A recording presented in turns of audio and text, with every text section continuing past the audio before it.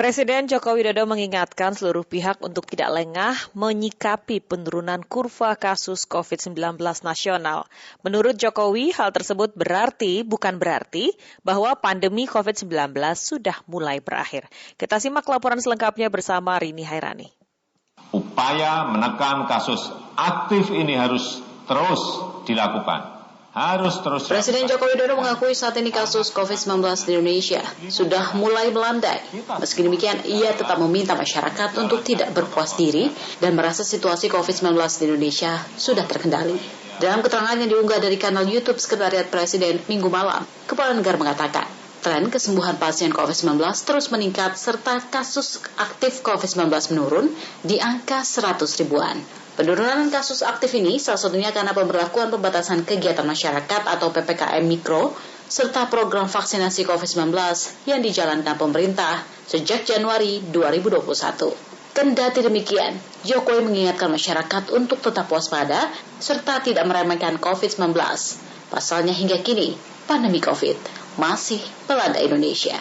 Pandemi COVID masih nyata ada di negara kita. Oleh sebab itu, kita harus tetap benar-benar waspada, tetap tidak boleh lengah, tidak boleh menyepelekan yang namanya COVID. Memang, kurva kasus COVID di tanah air sudah melandai sejak penerapan PPKM skala mikro dan dimulainya program vaksinasi.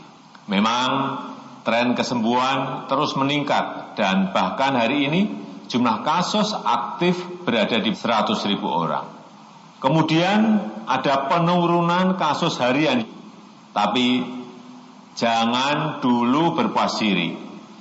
Jangan optimisme berlebihan. Jangan merasa situasi sudah terkendali. Jangan merasa sudah aman. Belum.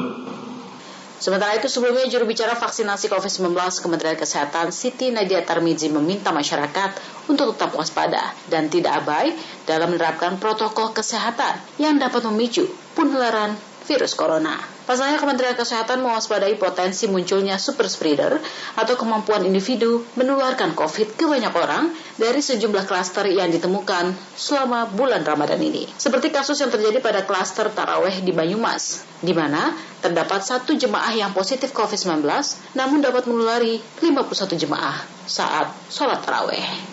Beberapa minggu ini munculnya berbagai klaster yang kita lihat mulai dari adanya klaster perkantoran, klaster buka bersama, kemudian klaster tarawih di Banyumas, klaster mudik di Pati, dan klaster takziah di Semarang. Yang tentunya ini sangat mengkhawatirkan kita karena kemungkinan terjadinya super spreader terjadi pada klaster ini, di mana kita lihat jumlah orang yang positif dalam waktu yang singkat dikarenakan interaksi yang kemudian tidak dijalankan dengan protokol kesehatan yang ketat yang menyebabkan munculnya kasus yang positif di berbagai klaster ini.